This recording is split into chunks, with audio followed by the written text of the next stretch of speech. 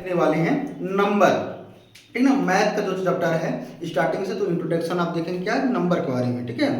तो क्योंकि हम पूरे जो मैथ पढ़ेंगे वो किससे रिलेटेड है, नंबर से।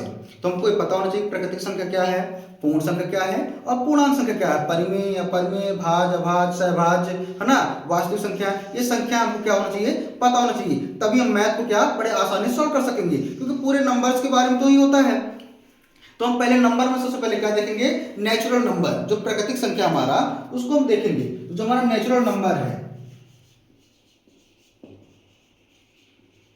नेचुरल नंबर, प्राकृतिक संख्या, ठीक है। तो हमारा जो प्राकृतिक संख्या होता क्या है, ये अच्छे समझना। जो प्राकृतिक संख्या होती है वो एक से लेके, कहां से, एक से लेके अनंत तक होती है, वो हमारा कहलाता है प्राकृतिक संख्या, नेचुरल नंबर। जैसे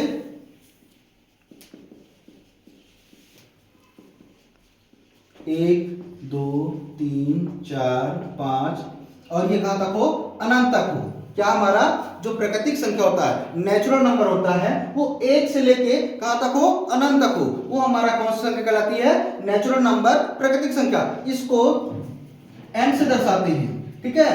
हम किससे दर्शाते हैं प्राकृतिक संख्या को, n से। और जो हमारा दूसरा है क्या, मूल नंबर, ठीक है।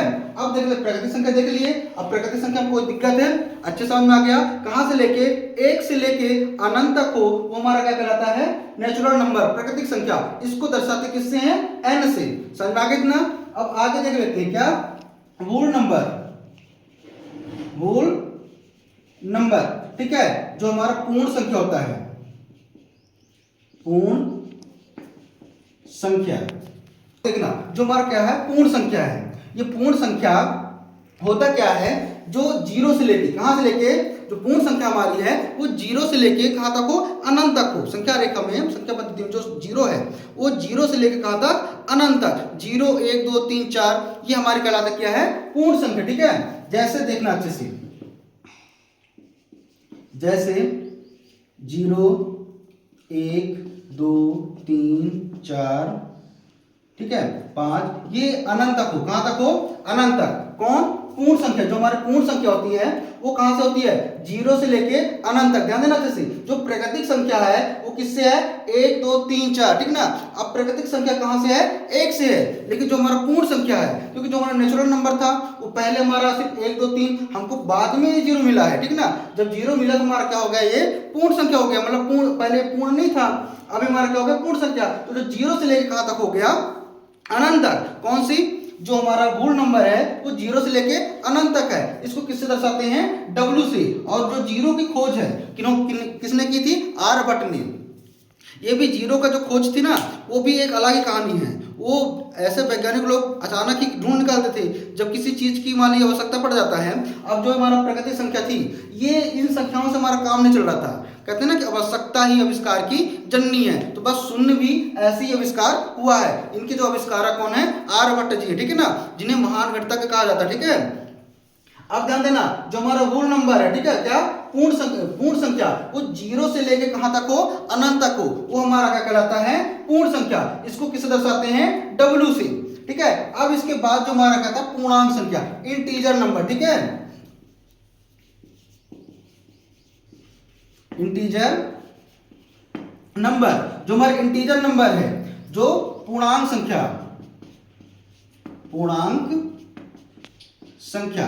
अब इसको अच्छे ध्यान देना, किसको, इंटीजर नंबर को। जो इंटीजर नंबर होता है हमारा, पूर्णांक संख्या, वो जो संख्या रेखा होता है, ठीक है ना। तो कहां से, जीरो से लेके, कहां से, जीरो से लेके धनात्मक की ओर, मतलब जीरो से लेके प्लस की ओर अनंत तक हो, और जीरो से लेके माइनस की ओर कहां तक, अनंत तक हो, वो हमारा क्या कहलाता है, पूर्णांक संख्या, इंटीजर नंबर। तो जैसे देख लेना अच्छे से, ताकि दिमाग में अच्छे से बैठ जाए। जो मान लो क्या हमारा जीरो है, क्या है, जीरो, ये हमारा न्यूट्रल है, इसमें कोई दबाव नहीं है, ना कोई संख्या है इसमें। जो जीरो है हमारा, तो जीरो से प्लस की ओर, मतलब 1 2 3 4 5, ये कहां, अनंत तक। अब देखना, ये जीरो से माइनस की ओर, 1 2 3, किसमें, माइनस में, -1 -2 -3, ठीक है। कहां से, शून्य से, जो शून्य से किधर के है, माइनस की ओर अनंत तक हो ये, और प्लस की ओर भी अनंत तक, मतलब धनात्मक की ओर भी अनंत तक और ऋणात्मक की ओर अनंत तक। कौन सा हमारा पूर्णांक संख्या, इसको किससे दर्शाते हैं, आई से। समझ में आ गया, इसमें कोई दिक्कत है। अब देख लेते हैं क्या ये समझ में आ गया सबको। देखो प्राकृतिक संख्या, पूर्ण संख्या, पूर्णांक संख्या।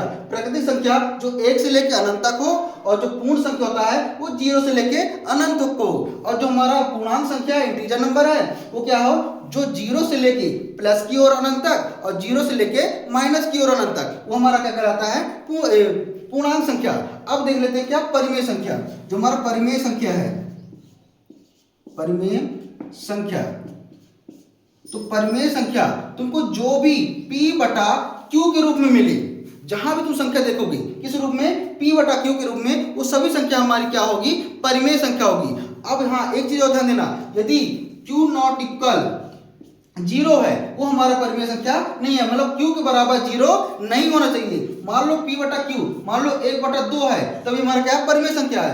लेकिन 1 बटा 0 है, 5 बटा 0 है ना, ये हमारा क्या है, परिमेय संख्या नहीं है। ध्यान देना, यदि 0 बटा 5 है तब भी ये हमारा क्या है, परिमेय संख्या है। लेकिन 5 बटा 0 है या कोई और संख्या बटे 0 है, यदि q की जगह में यदि 0 है तब वो हमारा परिमेय संख्या नहीं है, क्योंकि q नॉट इक्वल 0 ये हमारा नहीं होना चाहिए। तो परिमेय संख्या समझ में आ गया किसी सबको। परिमेय संख्या जहां भी बटे वाला संख्या देखोगी p बटा q के रूप में हो, बस शर्त एक है कि q नॉट इक्वल 0 होना चाहिए, मतलब q के बराबर 0 नहीं होना चाहिए। मतलब यदि q नॉट इक्वल है, ध्यान देना, नॉट इक्वल 0 मतलब q के बराबर, यदि इसके जगह में 0 का मान 0 नहीं होना चाहिए, वही हमारा क्या है, परिमेय संख्या। अब देखो जो हमारा अपरिमेय संख्या है, अपरिमेय संख्या, ठीक है ना, जो हमारा क्या है, अपरिमेय संख्या, ठीक है ना, क्या, अपरिमेय संख्या। ध्यान देना अच्छे से, कौन सी संख्या, परिमेय संख्या देख लिए हो, अब देखना क्या है, अपरिमेय संख्या, जो p बटा q के रूप में ना हो। यदि कोई संख्या है तुम्हारे पास, वो किसमें ना हो, p बटा q के रूप में ना हो, किसमें हो, यदि वो कोई संख्या √5, √3, ठीक है ना, या -√7 या -√5, इन संख्याओं में भी है, तो हमारी कौन संख्या कहलाएगी, अपरिमेय संख्या।